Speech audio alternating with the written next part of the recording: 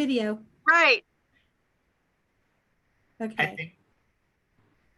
Hi, I'm sure I'm live right now. You're not live yet. Hold on. Stop your video. Stop your video. Right. Okay, we're live. Oh, there's a delay. I'm live. Okay. I'm sure I'm live right. Hold on. I have to exit out of here. Sorry, everyone. We're having technical challenges. There we go.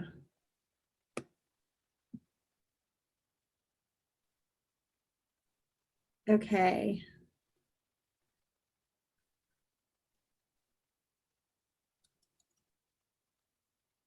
All right. Okay, I think hopefully everyone can see me. Hello. I've got the crew from the Sondheim's birthday celebration here running it, so my apologies for us being 22 minutes late. That was a horrible joke because, you know, people really worked hard for that. I shouldn't make fun of them. I'm really just making fun of me. There's a reason why I'm in front of the camera and not behind it. I'm really bad at technical stuff. I am happy to be here on our very first KP Live, the ABCs of Theater, where I get the honor of interviewing actors, backers, and crew. And today with me, I have two amazing, wonderful actors that I just love and cherish. And selfishly, they're part of my team, so they are on first. Eventually, you'll meet the entire team, but they get to start. My first guest, I'm going to have them both at the same time, but I'm going to bring on my first guest. She is the development director at the Kentwood Players. She's an actress and a director and a teacher and an artist and a designer and a singer and a choreographer. And she makes wedding cakes. She's a mom. Let's see, what am I missing? I mean, pretty much if you decide you need something, she can do it. She is also my business partner. We taught together. We co-chaired Kentwood Kids together. We have won design awards together. And so may I bring on, we're award-winning designers, by the way. May I bring on Miss Melodie Rivers. Hi. Thank you for joining. Oh, my pleasure. My pleasure. I've never been live anything. This is exciting. Are you telling me I've never caught you on like Facebook Live or Insta Live or anything? Never. No. You are sneaky. I'm very shy. That's true. That's true. I am as well. Actually, I am. But you know what else I think? It's because, you know, often we can't be in the same room at the same time because then people will know we're not the same person. Right? The cat's out of the bag. Even when we are in the same room at the same time, they'll see us on you on one side of the room and then think you teleported to the other side of the room where I am. It's true. We're, you know, right now, people are thinking this is movie magic. How are they doing that? How is she on the screen in two different outfits? In this amazing double role. Weird. Yeah. And my next guest, let's confuse everyone even more. My next guest is also named Sam. And the Sams like to do a lot of crazy things. As you know, watch our videos. We have taken you through a haunted tour of the Kentwood Theatre, Westchester Playhouse. We have gone live from such things as the Westchester Parade. We have done zombie Nerf battles. So this is a dear friend of mine who is on my marketing committee. I could not do anything on marketing without this young man. Namely, he's also our editor. So he's going to edit all this out and post any of my mistakes and this weird undershirt that keeps showing up, right? Okay, and so may I please introduce Sam Gianfala? I feel like we should be clapping. Hi, Sam. Yeah. Hi, Sam. Hi. How are you? I'm doing great. Thank you for having me tonight. Thank you for being here on our very first ABCs of Theater, KP Live. Yay. Exciting. I have this up in case I don't know how this actually works. I should not be the person. Sam, I'm going to ask if you'll start doing this actually going forward. Sure. I'll brag these or something. But if anybody does want to put a comment in the YouTube for a question for Melody or Sam, I'm going to attempt to read it and then ask you all. That's going to be my attempt. So we have 4 people watching. This is very exciting. Oh my gosh, that's so cool. I'm making jokes because this channel is new to the Kentwood Players. And so we're just now starting to populate it with content and do this wonderful streaming live interview session. And so we're just now building our followers and subscribers. So thank you all for being on here because you got 4 people on. They're so excited to watch you. That's awesome. So let me start out. Let's talk a little bit about your history with Kentwood. So if you will tell me when you first came to Kentwood. Mel, let's start with you. Okay. So in 2009, I started working for Southwestern Law School. And they have this beautiful tradition that when you start there, they take you around and introduce you to every single person. They might have too many people now, but at the time, I think it was 200 employees. And one of them was Liz Reinhardt, who the second I said, oh, and I have these 2 sons, and she's like, they have to audition for Wizard of Oz at Westchester Playhouse. Now, I grew up in Westchester. So I said, well, I know about Westchester Play. I had never been there. But I said, oh, yes, I've heard of that. Anyway, so when I went home, I asked my boys, do you want to audition for a show?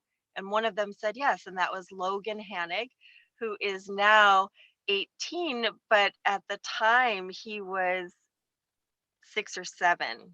Oh. And he went there and they asked him to sing something and they agreed that he could sing. It was the Kentwood Kids before I got involved. And he sang Happy Birthday and he got cast. And for the next few, and I did specialty makeup. So Wizard of Oz, I was in charge of the Tin Man. And so that's how I got started. I just want to point out at the beginning of this, when I introduced you, I left off specialty makeup. So like I said, literally anything you bring up, Melody can do it. Oh, you know what? I was listening to that introduction and I was like, wow, I feel so great.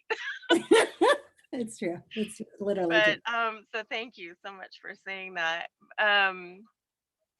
Anyway, so Logan ended up doing, a show and then taking classes and then a show. And eventually the people who were in charge of the Kentwood Kids were muttering something, I was just a mom, one of the moms, right? Muttered something about auditioning. And I said, oh, you guys are auditioning for something? And it was As You Like It, directed by Jeremy Speed Schwartz and Corintha Touton. And they said, yeah, you should audition. I was like, well, okay, because I'm a sheep.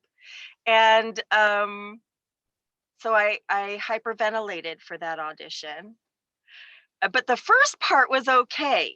I started and it was okay because I can speak Shakespeare. But yeah, then I couldn't breathe. And they cast me anyway. And that was the beginning. I love it. So that's a great lesson. Even if you go in and hyperventilate in an audition, you still may get the role. So we should probably all stop stressing when we go into audition for anything at all. I love that. Yeah. And that in your first show, that was in 2010, As You Like It, correct? That is correct. I only know that because that was the show right before Dracula, which was my first show. That's right, at Kentwood. That's because you've been doing this since in the womb, probably with your mom. That is accurate, actually. Yeah. Full-on productions in the womb. Yes. Full houses. because I see one there. Okay, Sam, tell us how you got started at Kentwood and how you heard about Kentwood. So I moved to Los Angeles in the fall of 2018 from Louisiana. I started college at Loyola Marymount, right down the street from Kentwood. And I'm a film production student and a theater student, so I was like really excited to start getting into shows at my school. So I auditioned for a few things at my school, and they all told me no. So I was like, I had just come off of doing a community theater show back home, and I was like, oh, let me see if there's any kind of theaters near me. So I literally just Googled community theaters near me, and Kentwood Players was like the first thing that came up. And I saw that weekend they were having auditions for Disney's The Little Mermaid. And I was like, I love Disney. I love The Little Mermaid. And so I texted all of my friends and I was like, should I audition? It's in 2 days, but like, it's, I might as well. So they were all like, absolutely audition. So I only had a couple of days to prepare. So the only thing I really had was a song from the musical Heathers, which is a rock musical, very fitting for Disney. That's perfect for Little Mermaid. Perfect for Little Mermaid, right? So I went in, I went into the lobby. I actually met some people as I was waiting to go into an audition that ended up getting cast and have now become very close friends of mine, which I think is great about this theater, of just how close it is and everything. And then I went in and auditioned, and I was like, it feels, I don't know, okay, I guess. And then a couple days later, they emailed me saying I was cast in the ensemble. So I was super excited. I was like, I had just come off and doing an ensemble in another show, and it was a really great experience. So I was really excited to do this. It was like a Disney show, so I knew I was going to be doing a lot of singing and dancing and all that. So yeah, that was how I kind of found them. I just kind of found them by Googling them, and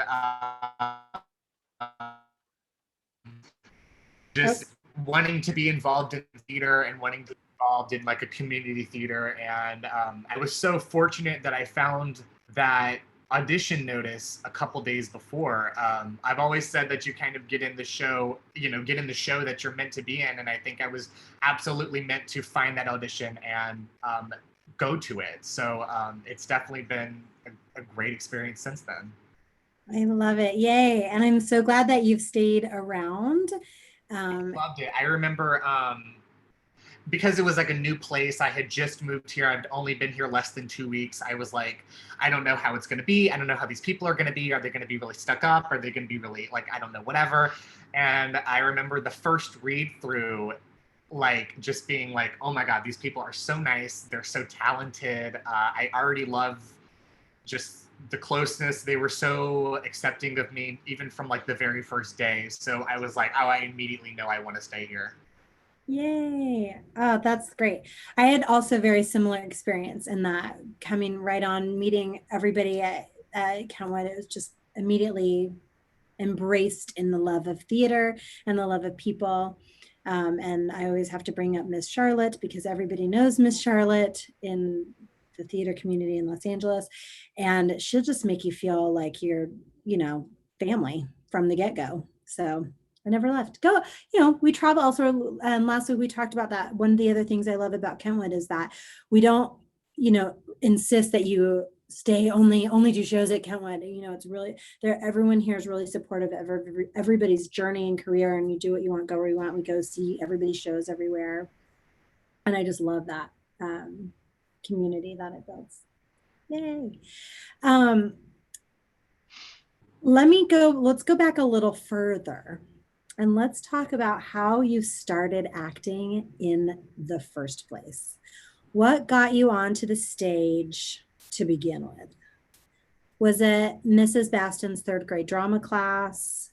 Was it like a fluke, like, let me try this thing? What happened? How'd you get here? Mel, shall we start with you again? Well, it's the same story I already told. I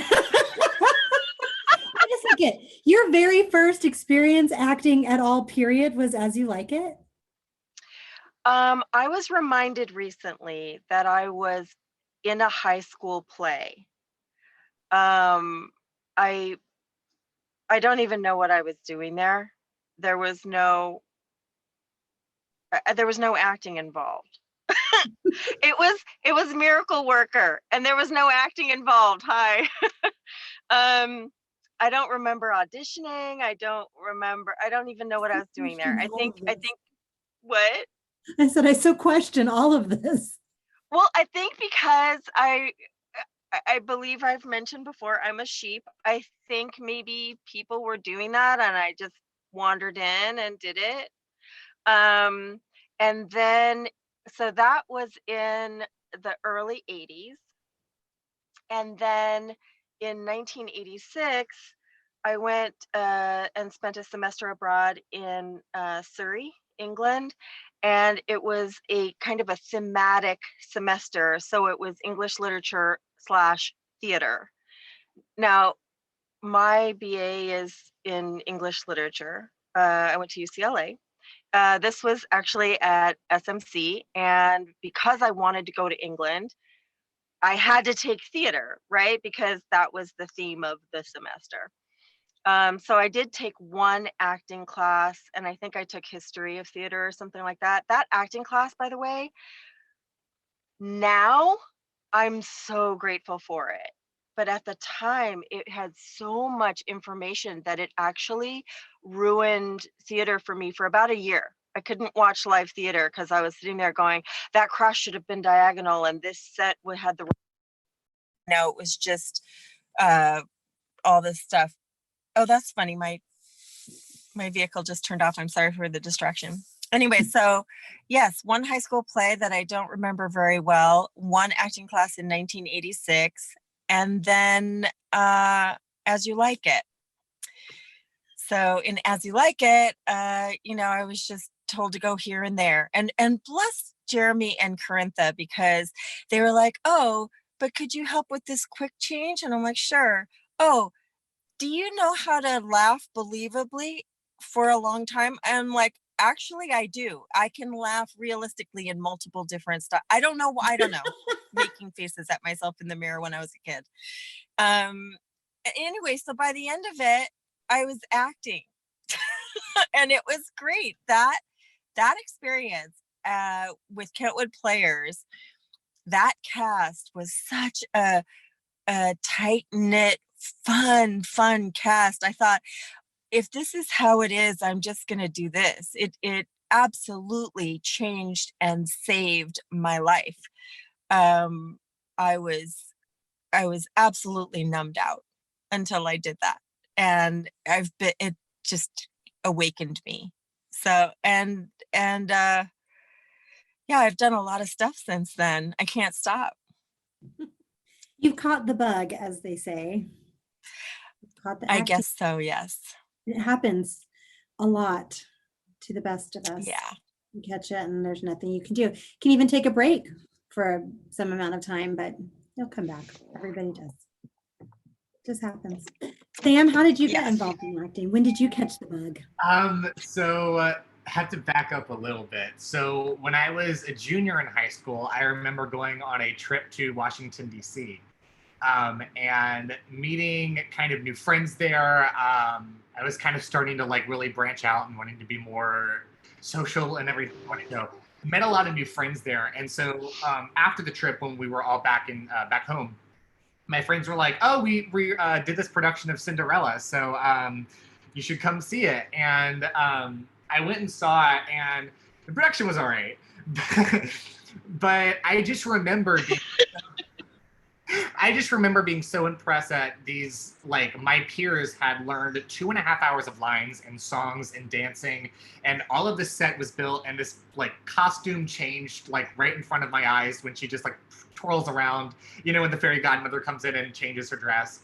And all of that. And I was like, I kind of really want to be involved in this.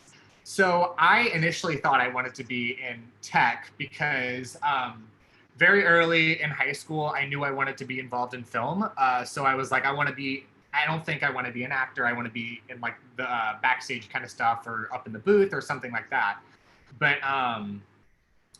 that my senior year, the fall semester, they had announced what the play was going to be, and it was going to be Agatha Christie's The Mousetrap, and everyone was like, "You should audition. We need guys."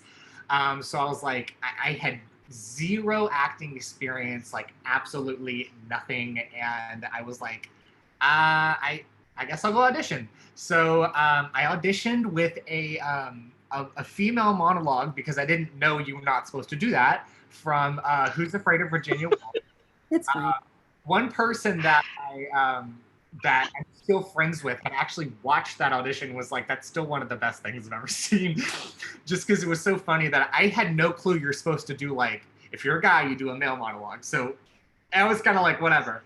But I ended up like getting a call back, and my parents were like, wait, when did you like learn how to do this? And I was like, I don't know.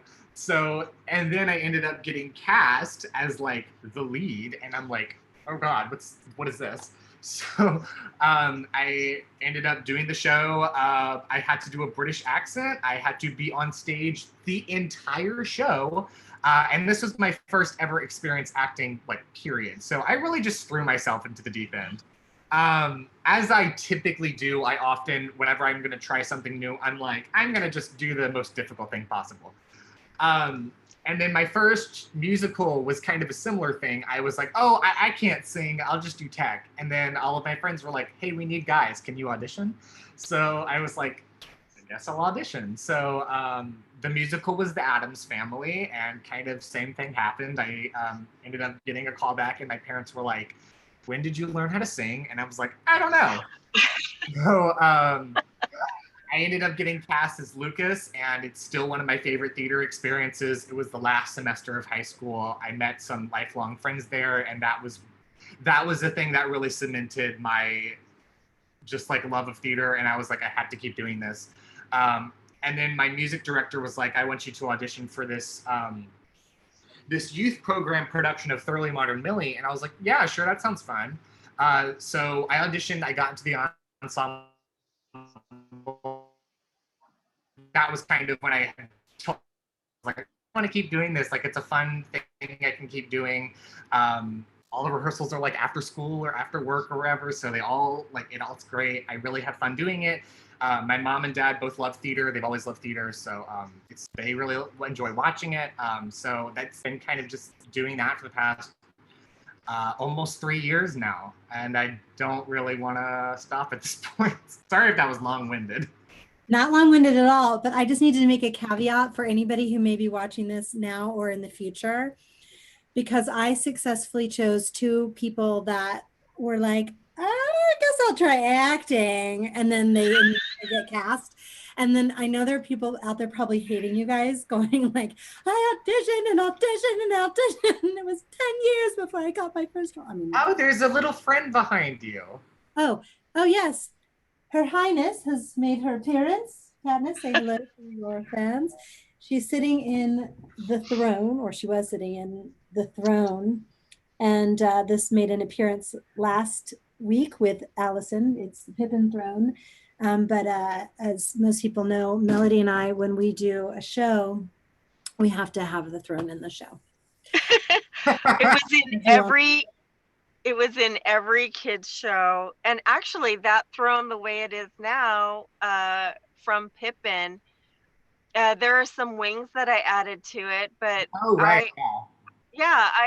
I painted and bedazzled that thing. I did a little bit of the gold. Yes, you did. I did the gold base, and then she bedazzled it and fine-tuned and did some of the shading, because we're a team. We're a Scenic Designer. We're a good team. We are. Yeah. But so thank you, Katniss, for your appearance. She'll probably be back. She's been meowing and pawing at me.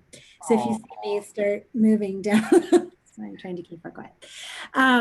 But yeah, so some people, I love that you both of you sharing your journeys, even though they're quite similar. But one of the things I love about theater is that people can come to it from all experiences, all walks, all times of their life. As Melody talked about earlier, I've been acting since I was a child. My mom's an actress, her mom's an actress, my grandmother's uncle was an actor in Hollywood. So, I mean, it's just kind of, I didn't really have a choice. But no, I did. But anyway, but people can come to it. And I was going to say, when I was in theater conservatory, in the class ahead of me, there was a man who was, had already had an entire other career and came later in his life and decided, I'm going to try acting. And that's one of the things that I love, is that, it's all accepting of anybody, which is really great. So let's talk a little bit. I'm gonna veer off course a moment, and let's talk a little bit about community theater, because Kentwood Players and Westchester Playhouse is a theater for the community that does professional quality work a lot of the time. And I think it's so important, and both of you have touched on this a little bit. And so I wanted to talk a bit about the importance of theater in the community and how it has, how you've seen it touch people's lives, or how it has touched your life. Because there's one thing driving down and seeing something at Center Theater Group or Pantages, these Broadway tours, which are amazing and wonderful and life-changing as well. But how has community theater been different and affected your life? Well, for me, I touched on it a little bit. It wasn't hyperbolic to say that it saved my life. So, there's life and death, physical life and death, but there are plenty of people who are actively, dying while living or dead while living. So theater, and I didn't come to it till I was about 45. So, it showed me that, and this is super important, everybody's making it up. You can make it up. You don't have to adhere to the rules or wait to be told what to do or how to do it. That you can make your own way and, forge your own path. So that's one thing that's important, and not just coming at it from acting, but specifically with community theater. You mentioned, there's something for everyone. So not everybody wants to be on stage. Some people want to be doing costumes because that is their art. Or some people want to design lighting. Or some people don't want to design lighting, but they just love being in the booth with all those buttons and levers and computer program. And clearly I'm not one of those people. But or some people just want to be involved in the theater with theater people, and they just want to, I don't know, hand out programs in the lobby, or I got to work with power tools. So I never would have worked with drills and things in the past, but you have this idea in your mind, of how you want the set to look or how you want this piece to look, and suddenly you screwing things together or measuring and working with wood and working and then learning about wood glue, and it's just it's a very welcoming place for any talent whatsoever. It doesn't have to be singing and dancing and acting. There is literally something for everyone. That's absolutely true. Absolutely. And one of the things too is that it takes all of those people to do a show, a performance, no matter how big or small the cast is. It takes a bunch of people behind the scenes to create this. And for those of us who've had to wear multiple hats to get some of these shows up, it is exhausting, near on impossible. There's only so much time in the day. There's only so much a person can do. So it really does require an entire team to put everything up. And we're talking from before you even start rehearsals or even have auditions, all the way through the run of the show to when the show's over and you're cleaning up that. And just one more thing about that was one of the most important things, I think, about working with children or and or putting on a children's show is that it's the only situation I can imagine or have thought of where the parents and the children have equal importance. So the adults can't get up there on stage and do the kids' part. And the kids aren't necessarily going to be able to make part of their own costume or drive themselves to rehearsal or something like that. So when you put up a kids show, the dynamic between the parent and child in a very, very vital way changes, and they become partners, and the parent is watching their kid perform going, oh, I made that uh, prop, or that's my child, or I worked with them on those lines, and the kids up there, and it's a partnership that parents and children don't often get to experience. That's a very, very good point that I actually had never thought about. Even Yeah. though I had worked like that with my mom, I'd never even considered that. I've even directed her and I didn't actually even think about that. The great equalizer. Yeah, I feel like it's a great equalizer in general. it is. It is. Really. How about you, Sam? How's community theater affected you? Or are you like, you know what, done with that? I think for me, every time I've walked into a community theater, whether it's to be an actor or to work as a crew member or to be an audience member, I always feel welcomed, and I always feel like everybody is in this together and everyone's necessary and everyone is going to be working towards the same goal.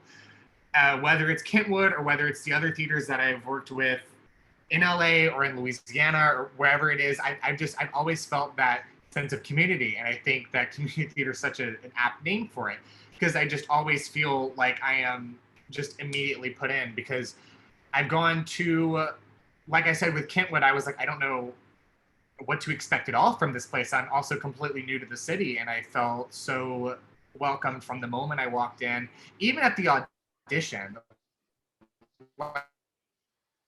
who had been at Kentwood for years and years, who were so welcoming and so kind, and we're still very close friends. And then when I go to other theaters in Los Angeles, Torrance Theater Company, Morgan Wixon, I feel that same kind of like, oh God, these people seem really good, and I don't know if they're going to be like as welcoming, and they are just as kind and open and helpful and everything. So I think that speaks so much to the people that do this theater. Is it's not out of like making money or being famous or whatever, being getting attention. It's out of passion, and it's about wanting to connect with people, wanting to connect with an audience member in one way or another, and just being able to tell a story with other people, and also just to have fun doing it too. Yeah, absolutely. I agree. I also feel like, in this time and age where we are so distant from each other. Yes. I'm realizing right now, because we're all in quarantine, how appropriate that is. But even before quarantine, I felt like we were distant from each other because, right now we're all into these, and we're, like even right now, we're all speaking through Zoom. And in a situation like, quarantine, it's nice to have this technology.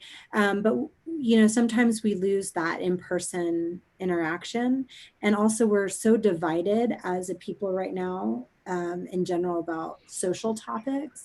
And I feel like it is such a great kind of like free zone, safe zone to come in and to mend and bond relationships with community. I think theater is so powerful, and so many tools to educate and to create friendships, to create empathy, so that we are thinking about other people as well as ourselves, because it's, well, as actors, it's a little narcissistic. But If I could add something,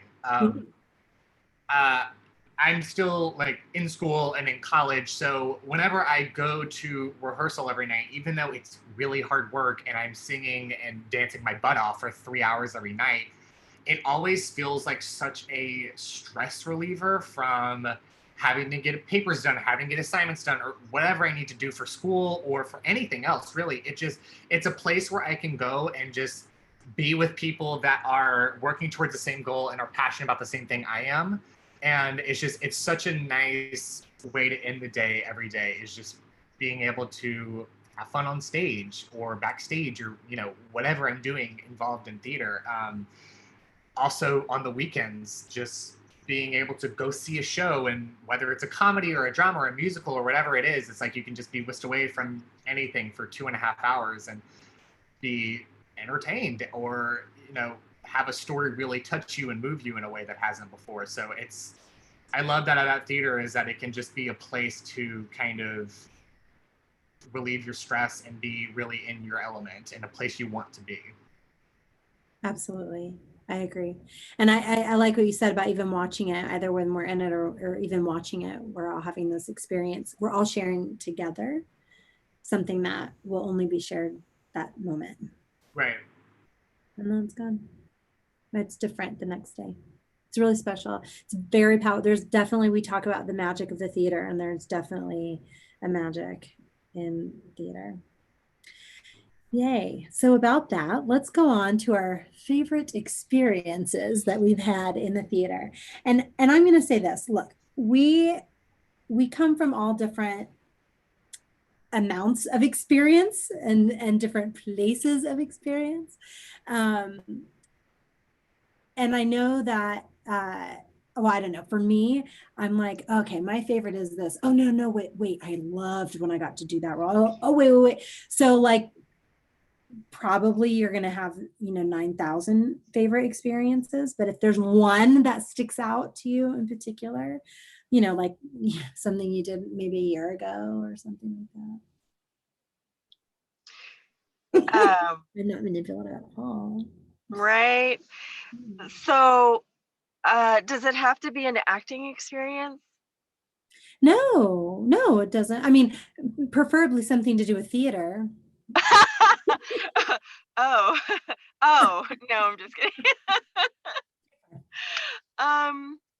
I'd have to say my favorite experience so far was directing a staged reading of 12 Angry Women. So there was this national campaign called, I think it was called 12,000 Voices, and it was a way to motivate people to register to vote. And so most people are familiar with 12 Angry Men. So this was a cast of 14, I'm going to say. So, 12 jurors, and they were all women, 12 jurors, a bailiff, and a judge. So the whole play opens up with a judge, talking about, releasing the jury to the jury room on a murder trial.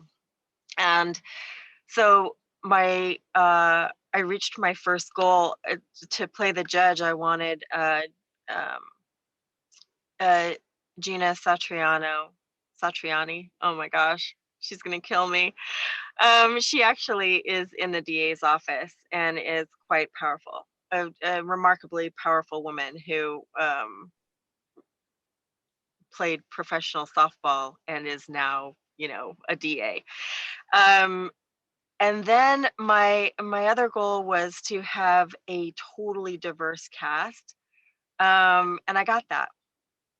And it was a staged reading, so they were all sitting in chairs, but it was staged.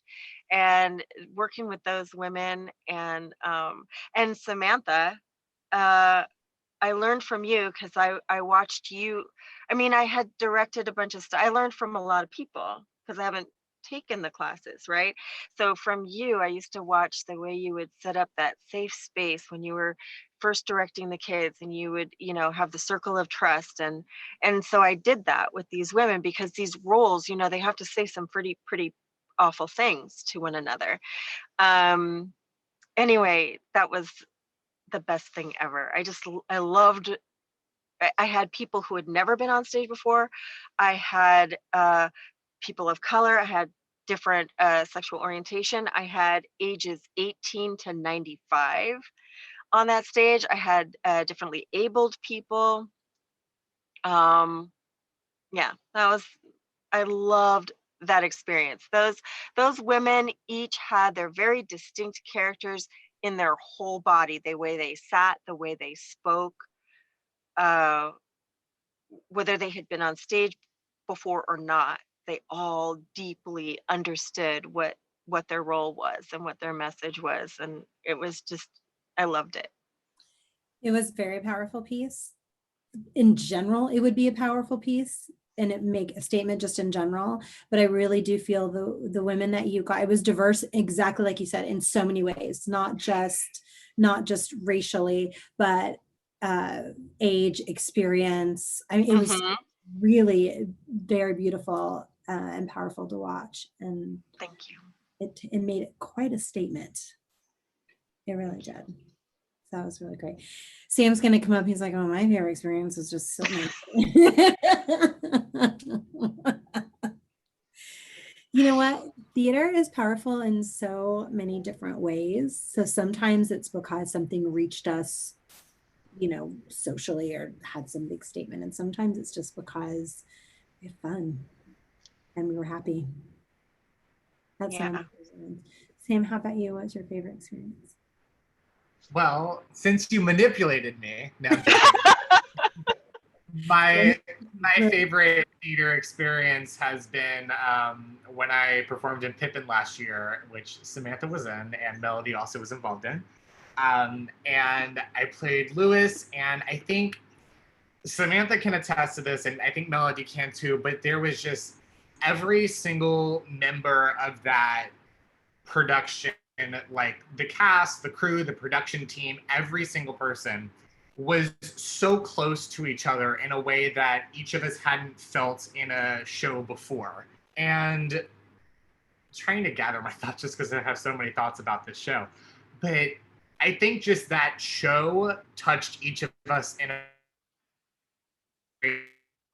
different way. And I think it also really touched the audience and moved the audience in a way. Because, well, for those who don't know, it's about this like prince who his name's Pippin. Obviously, that's the title of the show. It's about this prince who's going on this journey to find fulfillment in life and to find like basically his meaning in life. So he tries a bunch of different things and none of them really work out for him. But I don't know. Should I spoil the show because I feel like the ending is so important? Yeah, let's not say the end. It's so important. The ending is so important and so powerful, especially the way that our director, Allison, had directed us, and also the way that each of us had our own stories and our own relationships with Pippin and with the leading player. I don't know, there was some like real magic in that production that I don't think I'll ever forget. All of the people that I was with in that show are still very close friends of mine. And I feel like it was the first time I had been on stage and I was allowed to do things that I was not normally able to do. People teased me because I had this costume that was like, I'm not wearing a shirt. Like it was very, that's true, kind of raunchy, but it was like, I was just able to do something so outside of my comfort zone and so different that I have never done before. And I think it was like just the first time I felt like I could be truly open and vulnerable on stage. Even though the character was very over the top and very comedic, I don't know, really connected to him and tried to make sure that I was telling his story. And I don't know, that show was just so, I'll never forget that show, I don't think. Yeah, I won't either. I won't either. And it's for me, the role itself was a dream role. It was a bucket list role I never thought I would ever get to do. So yeah, leading player, Sam. I was you were phenomenal. Thank oh you. My gosh. Thank I'm you. sorry, keep talking. No, I was just, but, and so while that alone makes it very special, you know, sometimes you get to do your dream role, your bucket list role, but it's not the right show. So like, it was just, you did the role, but it wasn't quite what it needed to be. What you had built up in your head. Yeah, and it didn't quite tell the story the way it needed to be told. But Pippin, that experience, what made that also special for me was actually not the role. It was actually the people. And it's funny because Logan, we brought up Logan earlier, who brought you into Kentwood to begin with, Mel. He has now discovered he's a musician. He is at where is he? Musicians Institute. Musicians Institute. He plays bass and he's quite good. And that was his first gig, and it was a professional paid gig, and it was, you know, his first gig, and it was very special. I mean, it's no secret Mel and I are very, very close, and I love her children very much, and you know, I'm their aunt Sammy, and you know, to have him play in that show. So I get like that, just there was just so much, and I just realized I'm about to lose battery. Technical issue. We have to pause, talk, entertain them, talk amongst yourselves for a moment. Well, I have one thing I want to say about the show. Oh yeah, please do.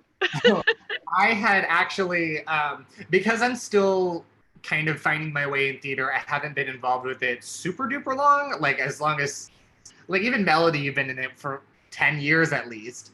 I have not, I don't really know, well, I do now, kind of, but I was not as aware of like theater history or like the classic shows. So I didn't really know Pippin at all before I auditioned for it. I just auditioned for it because I love Kentwood and I love the people there, and my friends were all auditioning for it. So I didn't really know it at all before I auditioned, but when I read the script the first time, I was just like so moved, and I just immediately fell in love with it. I thought I connected so much to Pippin's character, just kind of going through his similar kind of journey and being a similar age that he is. I just immediately fell in love with it, and I think it was a show that really came at the right time for me, especially as I had just moved to LA in 6 or 8 months or whatever it was, of finding my way in this like city of 10 million people, and like it came at the right time. I felt so connected to that character and that story, and I had to read it again immediately because I was just so moved by it. Yeah, and I'm sure because you have a lot of friends in theater, you see a lot of shows. I know I do. And a lot now. It's kind of, well, not right now, but not right now, but right. So a lot of times I was seeing a lot of theater. It was kind of amazing. Yeah, me too. And what would happen fairly often is I would go see a friend in a show. You have to come see me, and I would go see them, and my friend would be fine, and I would hate the show. It's like, okay, well, they did great, but that story I just hate it or something. But Pippin, the flip also happens where you go see a show because you have people in it, and you're like, oh my God, that's my new show, you know? Right, so Pippin was one of those, and I ended up seeing it like, I think 9 times, and I would see it again. Like, oh God, I just loved it so much. And I had the things that I would look for every single time, you know? That's a show that... That cast was just, everybody had a separate story and a fully realized, fleshed out story. It was phenomenal. It's a show that I have told everybody that I would literally drop everything and do it right now again. Yeah. I just love that show so much. My friend actually, for like a Christmas gift this year, she's such a close friend of mine. She goes to LMU with me, but she made me this, like, she got this water bottle and put like stickers on it, and one of them is Pippin. And I also have the mermaid.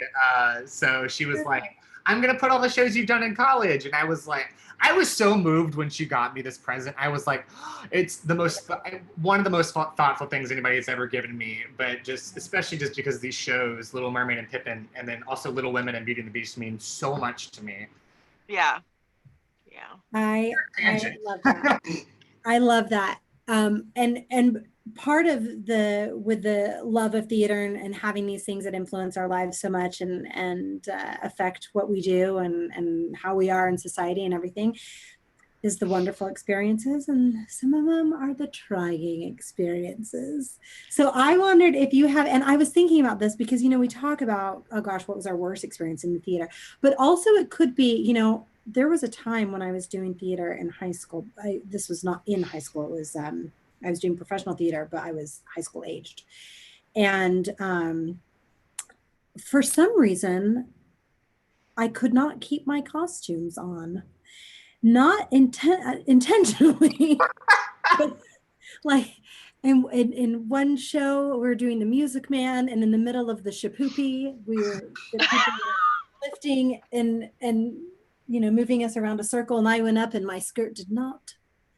Then there was I was doing A Christmas Carol and the very first opening big, you know, number, sleigh bells and church bells, you know, it's like that. And I'm playing Fred's wife, Charlotte, and we're the main people of this number, and front and center, I step back and fall, and my skirt goes over my head. So that's one of the things I love about the theater is the craziness that can happen. I did in the production in college of Camila, my hairpiece flew off into the audience. And then Oh, into the audience? This is true. Oh my gosh. We were doing the show in a 3/4 studio space, and we had built risers, and my wig flew off into the audience, and then somebody put it in the aisle and tried to scoot it with their foot. And then everybody on the aisle just kept passing it with their foot until it made it to the stage. Oh my God. That is live theater. It's wonderful. So have you guys had any just either awful, like maybe you did a production of A Midsummer Nightmare like I did? Your director we show up and he said, here's your script, and you said, oh, that's okay, I already printed it out, and he said, oh, I've made rewrites. We're gonna have to ask about that story later. Not cuts, rewrites of Shakespeare's A Midsummer Night's Dream. That'll be another story for another time. I have a couple of stories, some bad, some funny. My first kind of like, oh my goodness moment was when I did Thoroughly Modern Millie. Hopefully the people that watched this were in that show and know what happened. So the night before preview, it was the last dress rehearsal without an audience. I was an ensemble member. It is still my favorite ensemble show I've ever done. It's a show I would love to do again, especially for this reason.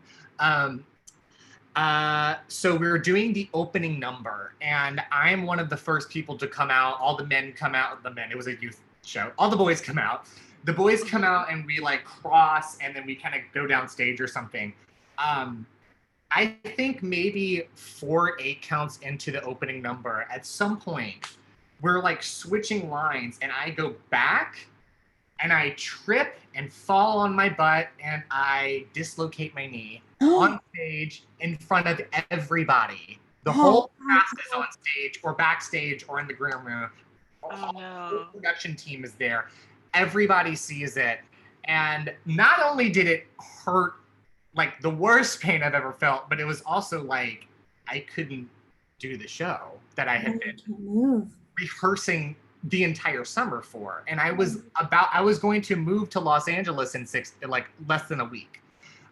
So what ended up happening was I didn't end up needing surgery, which I was actually very close to needing it. I just did physical therapy, which I'm very thankful for.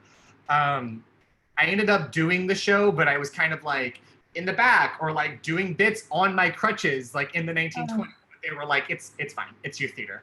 But I did have some funny bits, but it was, oh my gosh, it was a moment. And then I ended up auditioning for The Little Mermaid with a knee brace on. So that's what happened.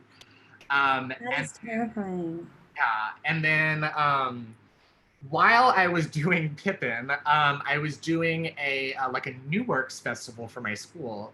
And what happened was just kind of the disorganization of everything got very difficult to communicate between everybody, and kind of ended up being a very weird experience for me. But what I took away from it is just how important organization is to me and to theater in general. So I still took something from doing that experience. I think the writing of what I performed was absolutely beautiful. It was like a spoken word thing. But yeah, just what I took from that was that organization is so important.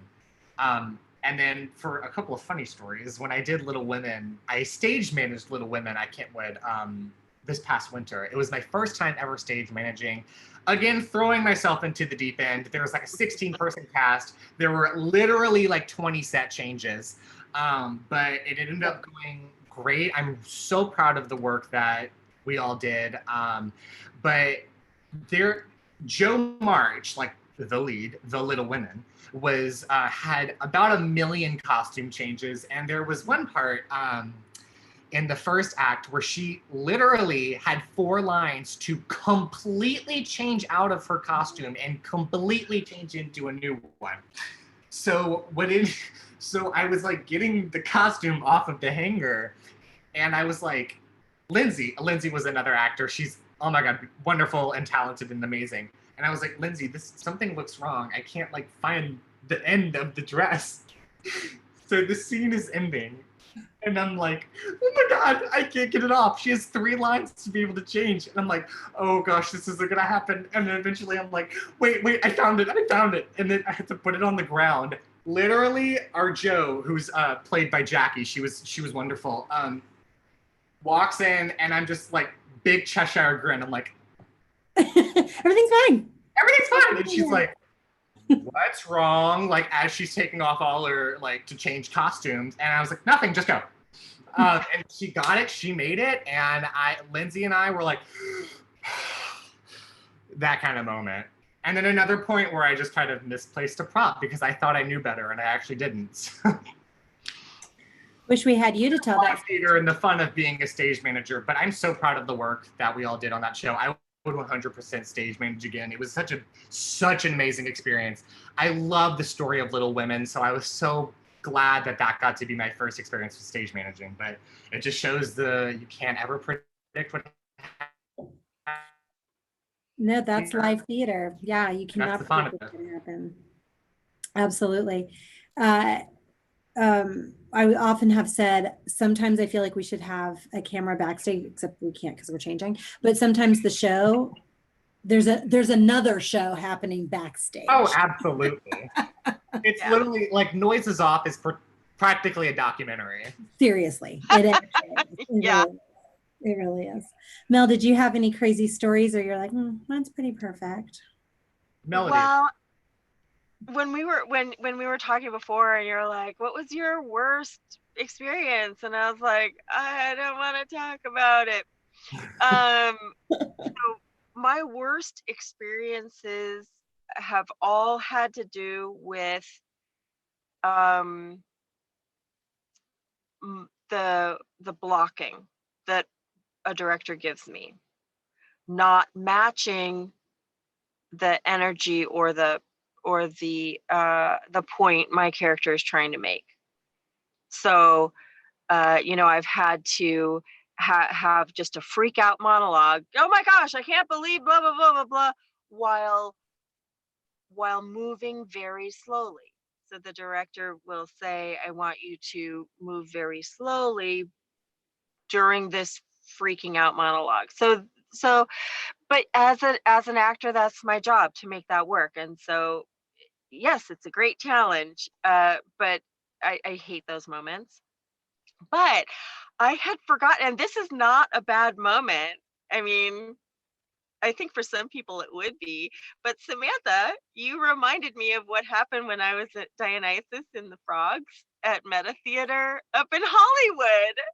Yes. I totally forgot. Or for Infinite Jest Theater, yeah. Infinite Jest, yes. The only comedic theater in Los Angeles, which is weird.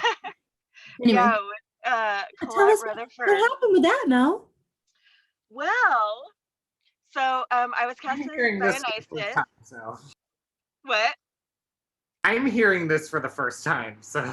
Sorry. Oh, this is a delightful story, and it's not, the worst thing that ever happened to me.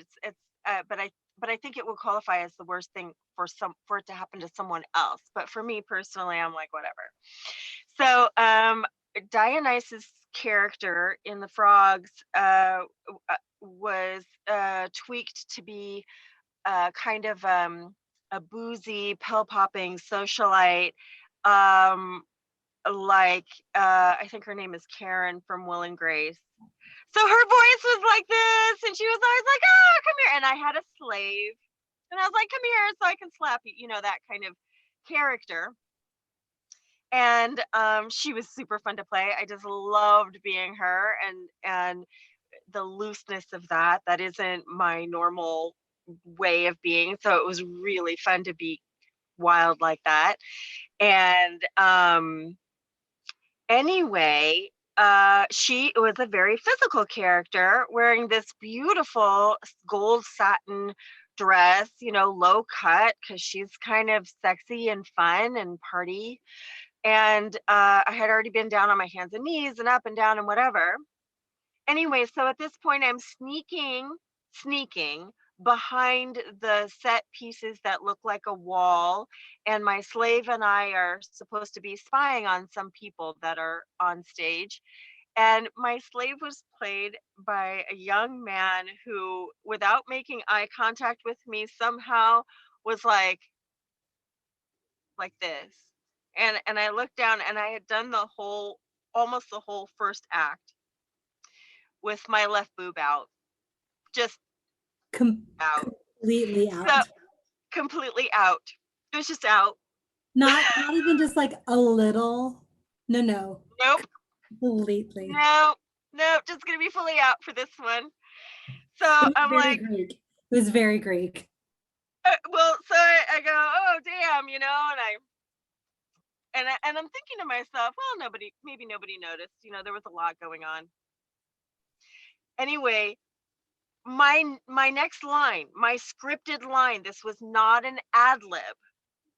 My next line was talking about one sentence about, I want to join this party, catch a little nip slip, mine. It was my actual line. So I come out and I'm like, oh, I want to join them, catch a little nip slip, mine. And the audience just explodes, probably thinking I made that up. And I'm like, okay, so they all saw that. They all saw that. My only concern was like, gosh, I hope they didn't spend the whole time wondering if my boob was supposed to be out. Because then they missed the story. It was kind of a fun story. But yeah, so that was kind of fun. The entire board of that theater, there's only 5 of us, were there in the back row, including the director of the show. And we're all dying and trying to figure out, like, we're talking amongst ourselves, because also the choreographer is there trying to figure out, when is she off stage again? How can we alert her? Can we get somebody to go on stage and somehow tell her? And we're like trying to figure this out. And I'm sitting on the aisle, so I was given the task to go down there, and I was making my way subtly down when you came out and said that line, and then I was like, all right, move back up and sat down. So yeah, because you didn't really go off stage, like you were off stage for just a second, enough for him to make a comment, and I wasn't really even off stage. I was still on, but I was sneaking behind a wall, so behind a set, like a fake, right? Yeah. We were doing this kind of sneaking, it wasn't so but he was so cute, Hudson. And he was like, like not looking at me, but like and he was so cute. But at this age and with kids, and I'm like, damn, hope I didn't upstage myself. That was my only concern. I didn't really care about it being out or whatever. I love it. That's great. Live theater, y'all. You never know what you're going to see. That's right. That's not reason to come to live theater. I don't know what is. That is great. We are coming close to wrapping up our times. I just wanted each of you to take a little couple minutes here to tell us what you're doing. I know right now theater in general all over the world is on hold, but I know both of you were set to open shows the weekend we all went into quarantine. Yes. Set to open. I already had tickets to your show, Sam Gianfala.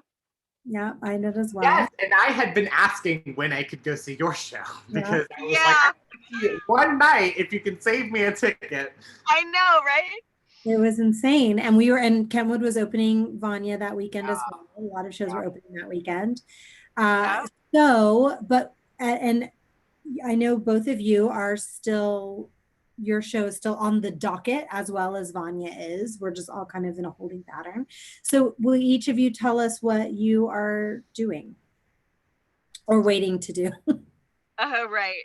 So I at Westchester Playhouse with Kentwood Players a couple years ago, I did Good People, and I played Jean, who's I have to say, one of my all-time favorite characters. She's rough, coarse, low class, but she's so loyal and honest, and she's a survivor, and I love her.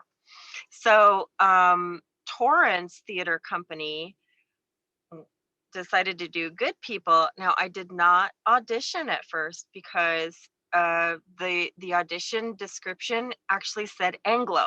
So I'm half Japanese. I'm passably white, but I'm not white, and I don't look Anglo for sure. But then they didn't have one. I heard they didn't have one. And also from Westchester, Don Schlossman had auditioned, and he's the one who told me, like, you should audition. So I did. So we were supposed to open on March 14th. Our invited dress was on Friday, March 13th. And Vanya was supposed to open on the 13th, I believe, on a Friday. Anyway, so ours was out canceled, and now we're scheduled for sometime mid to late August. And the cast and I are close knit. And so we actually audition like this remotely every couple of weeks. You mean, and it's, what did I say? Audition. I actually now love auditioning, but no, we're rehearsing. Yeah, sorry, we're rehearsing every other Thursday. And our director, comes on remotely with us, and it's so nice to see everybody. And even if we don't go on in August, which I'm hoping we do, but even if we don't, I have to tell you, it's oddly comforting to say, oh, I can't, I have rehearsal. I'm in rehearsal for something, right? So it's Good People at Torrance Theater Company. That's great. I love it. We'll keep everyone posted on when that gets to open. And Sam, what are you working on? Well, before the quarantine, I was working on, I was in a production of The Wild Party at the Morgan Wixon Theater in Santa Monica. And it was my first show with them. And we were actually set to open the exact same day as Melodie's show. We were going to open that Saturday and do a preview that Friday. When it ended up happening was stuff was starting to shut down over the week, and we were like, what's going to happen to us? So on that Thursday, the production team told us that we could invite a couple of friends if anybody was free that night. And we also recorded that performance. So I went in and I was like, there's going to be like 10 people here. I don't know. Because, sometimes like with such short notice, like, I don't know. But like 40 people came, and I was like, oh my gosh, this is like a real audience. So I was playing, I didn't even say who I was playing. I was playing Phil Darmano. He's a composer who is trying to pitch his like next big musical to this producer who's at the party. And the musical, if you don't know it, it takes place in the 1920s, and it's about this woman who is in an abusive relationship. She's a vaudeville star who's in a relationship with a professional actor clown thing, whatever. and she plans this party to think of the word, humiliate him. I couldn't think of that word for some reason. She's planning this party to humiliate him publicly to get back at him. So it's a show that's very has a lot of very mature themes and kind of like dark content, but it's also a show that has big Broadway numbers and big vaudeville numbers, and done in a kind of like weird, almost Fosse kind of way, which is fun. But it's a very, very moving show. It's a very like timely show too. I think it's has a lot of very powerful messages and powerful images, and it's a show that I am still extremely proud of. The cast is absolutely amazing. The director is amazing. The choreographer is amazing. Everybody involved with that show, I was just like, I'm not worthy to be in your presence. They were just all so great. So we are still scheduled to open whenever we can. The set's still up. We're all the cast and the crew and everything is still, we are all excited to get back ready to do it, because it's such a, it's a show that's not done very often. So we're so excited to be able to tell this story to people who might not have heard it before. It's an amazing show. It was one of those shows I went and saw Kristen Towers' roles in it because of Kristen. Now Kristen is directing Sam Gianfala's show, and so I knew it was going to be great. And man, I saw that show and I was like, oh, this is fantastic. Like it was one of those, you know, and so I was so looking forward to seeing you. Well, I'll come see your show if you come see mine. You will. Of course. We'll get to see all these shows. Yeah. But during quarantine, It might be 2022, but we'll see it. Right. But during quarantine, I'm still taking voice lessons, and I've been editing stuff for the Kentwood Players marketing, and that's been keeping me busy, keeping me creative. We have a lot of fun stuff coming up and stuff that we just recently posted. So I love doing marketing for this theater. It's so fun, and I love the team that we work with, and I just love this community. I really can't say enough how much I love this community of people. Yeah, me too. Me too. Ditto. Absolutely. It's always so much fun. It hardly even feels like work. It's just, you know, it's fun to be creative and to do all these really cool things. I agree. So I'm gonna I'm gonna say one really quick thing, but I want to give you guys time to think about this answer, and this will be the last thing we talk about. And so really quick brief, the best advice you ever got regarding acting as an actor, or the best advice you would give to another actor from your experience or something that you learned. And so while you're thinking of that, just for a moment, I just want to say really quickly to anybody who's watching to please subscribe to our YouTube channel. Please follow us on right now, Instagram, Twitter, Facebook. And I just learned there's all these other things out there that we're going to probably have to get involved with, you know, because I'm a millennial, so I'm all hip on all that stuff. And yeah, so we're at Kentwood Players on all of our social medias, and please subscribe here. We're gonna have we're gonna try and go live now that we're figuring it all out. We're gonna try and go live every Sunday with directors and designers. So we'll have Mel back at some point in time to talk with us about both of those roles. And then on Thursdays, normally it'll be on Thursdays, not Fridays, we'll have the ABCs of Theater, which will be actors, backers, and crew. So join us twice a week, and you'll get to meet people from your community. And then sometimes I'll have guest artists on, because I think it's important. We talked about this earlier, but I think it's really important that we build community and relationships, and we all support each other. So it's not just about Kentwood Player members. Obviously, we're a little bit more, you know, we want to show off our people more, obviously, but it is about building relationships and strengthening. We're on this together. So do you guys have some advice for our actors out there? Sam, you seemed pretty excited earlier to share some wisdom with us. So I don't even remember where I got this advice from or who told me this, but it stuck with me. I just remember somebody telling me to always be the worst person in the room, and not like worst, but be around people who are going to, that you can get experience from and get knowledge from. And just being around, I've always felt like, not the worst person in the room, but I've always felt like I have been surrounded by people who I can learn from and who I can look up to and aspire to be, or to help influence me or look for advice. So that's advice I would give to other people as an actor, is just surround yourself with people who have more experience than you so that you can learn and grow. Because I'm only been in the game for like 2.5 years. I have a long way to grow. So I'm always looking for people to get advice from and to grow towards, you know. So that's my little piece of advice. That's great. That's great advice. I've been in the business for years, and I am also feel the same way. Learn from everyone and keep growing and keep honing that craft. That's great. That's great advice, Sam. Thank you. How about you, Mel? What's your wisdom for us? Oh my gosh, there were so many things, because, you know, we taught theater a lot. And so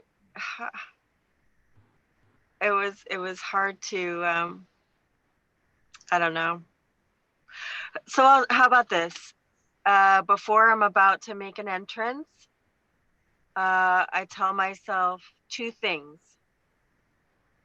have fun and just listen. That's great. Oh. So that nervousness, because I can be paralyzed. Oh my gosh, when I'm backstage, I'm just like belching and about to throw up the whole time until I make my entrance, and then I'm not me. I'm someone else, you know, and that person is however they're feeling. But right before I open that door, right before I make that entrance, have fun and listen. Yeah. Listening is so important. It's so important. That is incredible advice. Yeah, I think people stress out about, oh, am I going to forget my lines? Am I going to forget my car? Like they get, you know, worked up, and what if I do this wrong, or get in their head about voice placement and whatever. And that's the, you know, we're about to walk on stage. We got to let it go. So let go step. And every, it's going to happen or it's not. Is it what? What was that? It's going to happen or it's not. It's going to happen or it's not. And every clue you'll ever need is if you listen, it's there. And then yeah. I love that. That's great. Thank you. I'm going to write that down. All right. And Mel, I also really quickly, as we're signing off, I want to comment on your beautiful earrings and your. Oh, yeah. Thank you. These are quarantine buys. You know, I'm lying there and I was like, I need. Oh, here you can see this side. Yeah, I've been admiring it. Look at you. So these are ridiculous, cheap, loud. I love them. Snake earrings. And from the same company, I got a snake blouse. Oh, I didn't know we were all matching. Yeah. Yeah, see? Because I was born in the year of the snake. That's so amazing. I don't think I knew that. Yeah, I was the year of the dragon, I think. I'm the year of the dragon. Okay. That explains it all. Lucas is a dragon. And by the way, Sam, you and Lucas are golden dragons. What does that mean? It's a metal year, and it's the year 2000, right? Yes. Right, and that was a metal year, and it's the year 2000, and so you're a golden dragon. I'm a golden dragon, y'all. That's amazing. You guys, thank you so much for sitting with me for this hour and some change. And thanks to our viewers, our 5 viewers. We even gained a viewer. Thank you to our 5 viewers. Great. For sticking with us through all this time. That was amazing. I'm going to figure out, I didn't have any questions from the audience, but it might be because I did not do something correctly. So I'm going to work on that for next time. But thank you both for joining and sharing your stories and sharing your wisdom and, you know, sharing your love and support and everything. You two are very vital to Kentwood Players, and I mean, vital in so many ways. You're our editor for marketing. I mean, marketing's huge. And then you're a development director in charge of donations and sales and all kinds of crazy things. So, but also vital as people. the art that you bring, the acting that you bring, the heart that you bring, the friendship, the camaraderie, the collaboration. You two are very, very special people. And I know I'm not alone. It's not just because I love you that I'm saying that. I know a lot of people would say that because they. So anyway, so thank you for being a part of our community and for sharing. Thank you for having us. Yay. It was really fun. Yay! Sam, you have to guys. control the YouTube stuff. I don't know how to do that. Bye, y'all. Oh, Bye. Thank you.